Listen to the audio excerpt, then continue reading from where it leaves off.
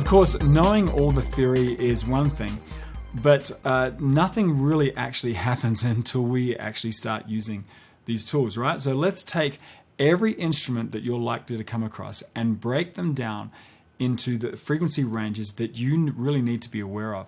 And more importantly, what we can do to make every sound you have sound the absolute best it can possibly sound.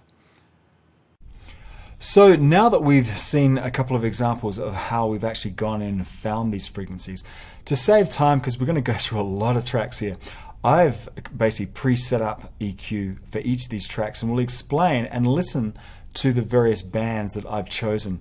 And to help us kind of train our ear and understand why I chose these areas, what I want to do is just boost up each band, and you'll be able to hear them pop their head up and why we boosted them or we kind of hid them. So let's start out with the kick drum right at the beginning. And here we go. The first one was the fundamental of that kick drum. And let me say one thing. On this particular kick drum, it was around 75 Hertz. There shouldn't be too much variance between maybe 60 to 100 Hertz.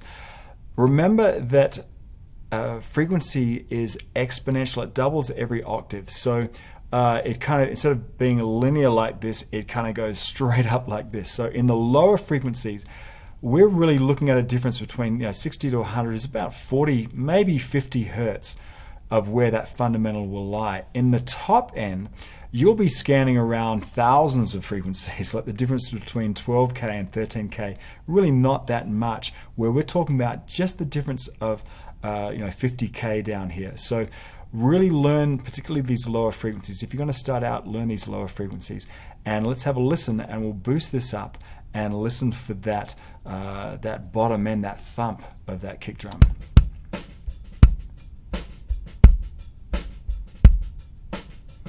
Clearly that's the low end of that kick drum, all that thump, all that energy that kind of hits you right in the chest. You pull that out and you have a very, very wimpy kick drum, right?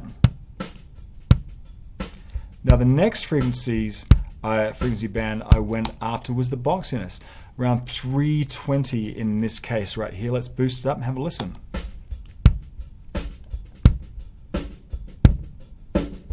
Quite flappy, huh? I mean, there's different people describe it in different ways, but it just sounds very kind of unstable and very cheap and nasty.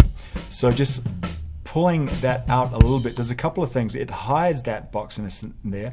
Plus, one man's boxiness might be another man's fullness. On a different track, maybe a guitar, maybe a vocal, around 300 Hertz might just bring a little bit of warmth in there. And that's what you've really got to look at, on a per track basis. But if something else could do with some boosting there, scooping this out on the kick drum will give that a little bit of space for that warmthness of another track. Then the third one was the smack of the beater, and I said this before, that this gives you a perceived much louder kick drum without having to move a lot of air down in the low end. I might think I had that up maybe around 3.